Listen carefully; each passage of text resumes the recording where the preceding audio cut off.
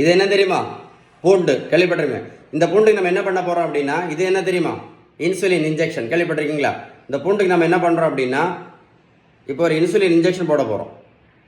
Insulin injection போட்டுட்டு இந்த வீடியோவில் கடைசியில் இதில் என்ன ப்ராப்ளம் வருதுன்னு கரெக்டாக சொல்லி தர போகிறேன். பார்த்துக்கிங்க. அதுக்கு முன்னாடி இந்த வீடியோ இருக்க பாருங்கள்.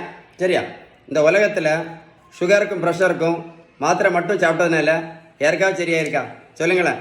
இப்போ பெரிய மூட நம்பிக்கை, ரைஸ் சாப்பிட்டதுனால தான் சுகருக்கு மாத்திரை போடுறோம், ரைஸ் சாப்பிட்டு தான் இன்சுலின் போட்டுட்ருக்கோம் அப்படின்னு. நான் ஒரு கேள்வி கேட்குறேன், பதில் சொல்கிறீங்களா? வட இந்தியாவில் அவங்க ரைஸ் சாப்பிடவே மாட்டாங்களே. வட இந்தியாவில் எத்தனை பேர் சுகருக்கு மாத்திரை போடுறாங்க? எத்தனை பேர் இன்சுலின் போட்டுட்ருக்காங்க? என்னைக்காவது யோசித்து பார்த்தீங்களா? நடைபயிற்சி மட்டும் பண்ணதால யாராவது சுகர் மாத்திரை நடத்தினாங்களா? இல்லை இன்சுலின் நடத்தினாங்களா? இல்லை யாராவது பிபி மாத்திரை நடத்தினாங்களா? நல்லா கேட்டுடுங்க. 1 கிலோமீட்டர் நடைபயிற்சி பண்ணினா கூட 40லேருந்து 50 கேலரி மட்டும்தான் எரிக்க முடியும். அதனால் நடைபயிற்சி மட்டும் பண்ணி எந்த மாத்திரையும் நடத்த முடியாது. வெயிட்டு கண்டிப்பாக குறைக்க முடியாது. ஒரு பேப்பர் எழுதி வச்சுக்கிடுங்க. சரிதானே? சிறுதானி மட்டும் சாப்பிட்டதுனால யாராவது சுகர் மாத்திரை நடத்தினாங்களா? இல்லை யாராவது இன்சுலின் நடத்தியிருக்காங்களா? சொல்லுங்க. இல்லை யாராவது வெயிட்டு குறைச்சிருக்காங்களா சிறுதானி மட்டும் சாப்பிட்டதுனால? நல்ல சொல்லுங்க.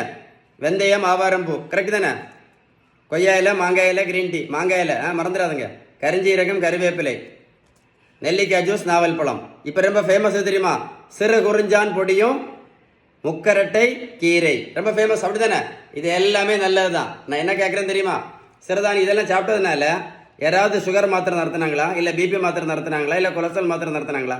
சுகருக்கு ஒரே ஒரு மாத்திரை போட்டுட்டு இருந்த பேஷண்ட் இப்போ 3 மாத்திரை சாப்பிட்டுட்டு இருக்காங்க. மாத்திரை மட்டும் போட்டுட்டு இருந்த பேஷண்ட் இப்போ இன்சுலின் போட்டுட்டு இருக்காங்க.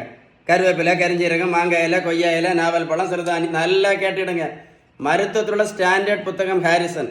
இந்த புத்தகம் என்ன சொல்லுது அப்படின்னா, sugar, pressure, cholesterol, fatty liver, பித்தப்பைக்கல், உடல் பருமன், பிசிஓடி, பிசிஓஎஸ், தைராய்டு, இது எல்லாத்தையுமே அவங்க சொல்லக்கூடிய first treatment, correct treatment, best treatment, balance diet மட்டும்தான். ஏன்னா நீங்கள் பேலன்ஸ்டு டயட்டு கரெக்டாக ஃபாலோ பண்ணினா மட்டும்தான் என்ன சரியாகும்? இந்த இன்சுலின் ரெசிஸ்டன்ஸ் முழுமையாக சரியாகும்.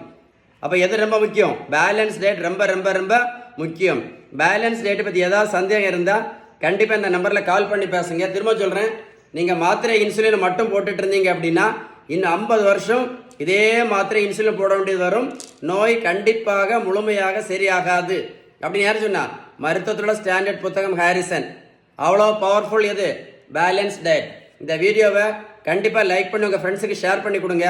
நிறைய பேருக்கு யூஸ்ஃபுல்லாக இருக்கும். ஏதாவது இந்த வீடியோ சேவ் பண்ணி வைங்க.